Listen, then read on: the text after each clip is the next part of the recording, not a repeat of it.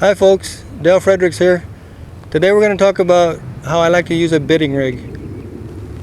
I like to say that I feel like once you get a horse past the initial braking period, it's very important to start getting suppleness in the pole.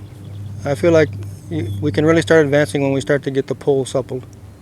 And also I believe in the lower jaw, but today we're going to talk mainly about the pole.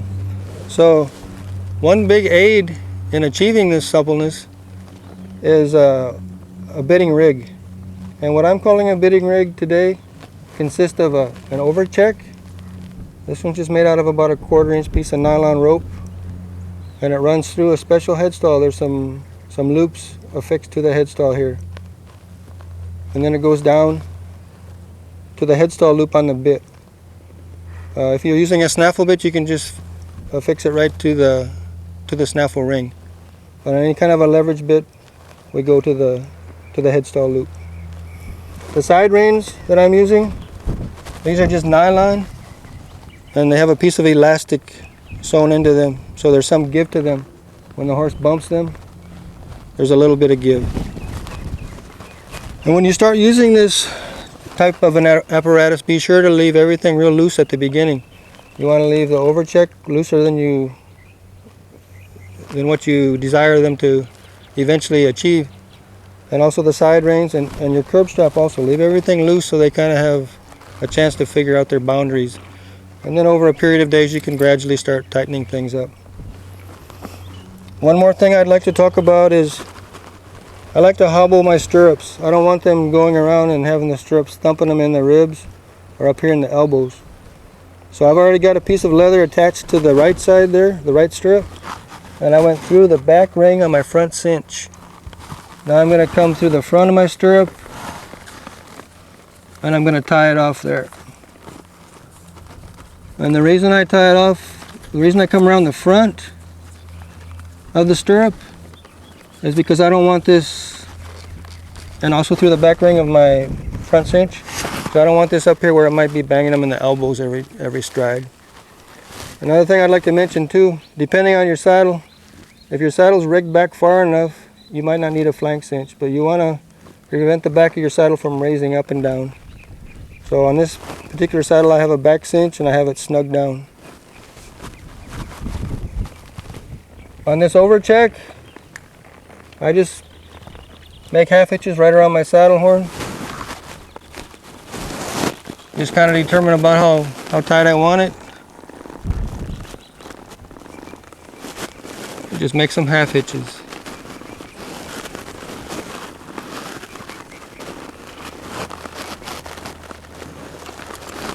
On the side reins, we're going to lunge this horse to the left first. So I'm going to have my left side rein attached one hole shorter than my right. In other words, your inside rein you want attached a little bit snugger. To encourage them to bring their nose into the circle a little bit.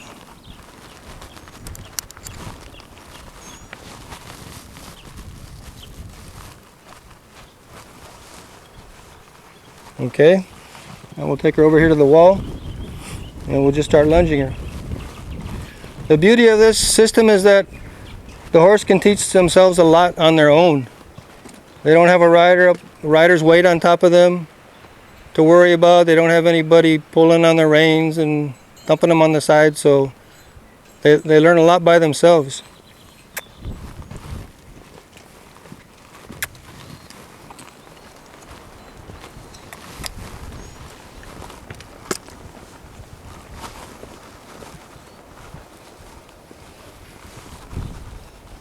And you're going to see at times she's giving softly in her pole, and then other times she might come out of that nice suppleness. But that's what this is for, to get them more and more, where they do more and more things in a nice supple frame.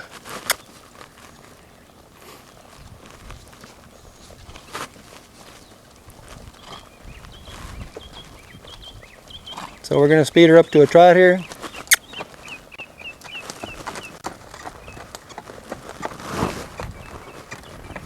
You see how she's giving in her pull?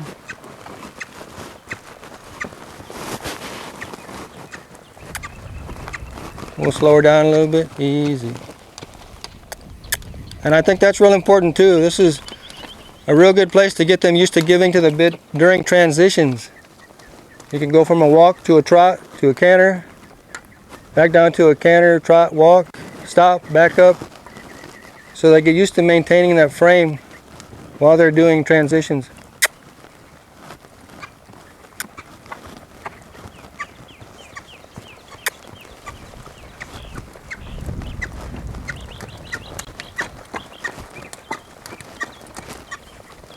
Go ahead and pick it up and ask her to canter here.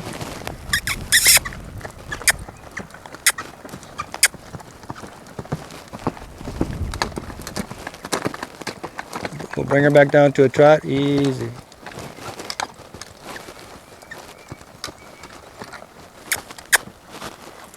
As always, my wife's kind of a magnet over there with the camera. Now we're going to ask her to slow down to a walk. Actually, she was anticipating me there. Now we're going to stop her. Ooh. Ooh. And back up.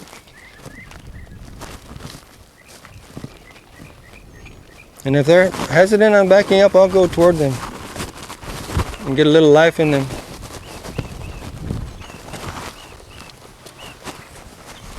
Another thing I might mention too, after they get used to this, you don't want to let them just go barreling around like a train on a track. You want to do a lot of transitions. If they just start to lean into it and go around, just change it up. Like right now, we'll surprise her here a little bit. Ooh. We'll back her up and then we're going to go right to a canter.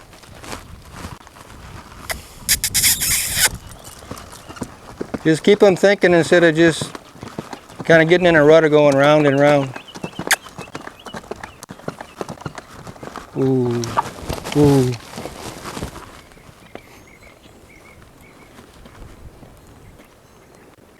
We'll see if we can get a little better stop.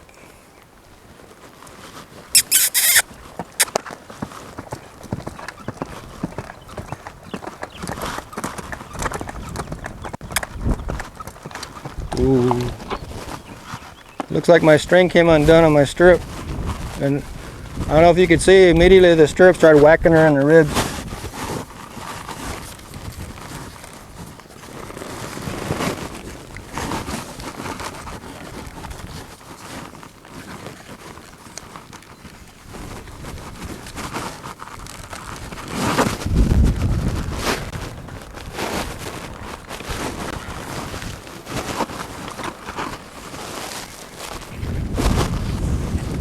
Well, that's pretty much the basics of it. One thing I did forget to mention was you can attach your side reins either down here low to your cinch ring or up here higher to the D ring. I use both. This mare right now, she kind of has a tendency to want to raise her head up when she stops, so that's why I have them on the lower position. But experiment and see what works out the best for you, or use both positions. I think that's it for this video. Next video we're going to talk about flexions of the lower jaw, which I believe are very important. And that combined with the flexions of the poll are really going to make you a whole lot nicer horse. Thanks for watching. See you later.